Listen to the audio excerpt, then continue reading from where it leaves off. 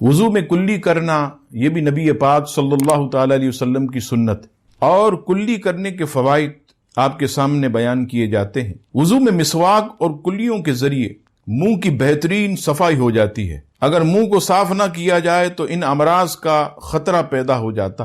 وہ امراض یہ ہیں: ایڈز، کہ اس کی ابتدائی علامات میں منہ کا پکنا بھی شامل ہے، منہ کے کناروں کا پھٹنا، منہ میں پھپھوندی کی بیماریاں اور چھالے وغیرہ۔ نیز روزہ نہ ہو تو کلی کے ساتھ غرغرہ کرنا بھی سنت رسول ہے، اور پابندی کے ساتھ غرغرے کرنے والے جو شخص ہوتے ہیں، یہ جو قوے یعنی جس کو ٹونسل، گلے کا ایک مرض ہے، ٹونسل بڑھنے اور گلے کے بہت سارے امراض، حتیٰ کہ گلے کے کینسر سے بھی غرغرے محفوظ رکھتے ہیں۔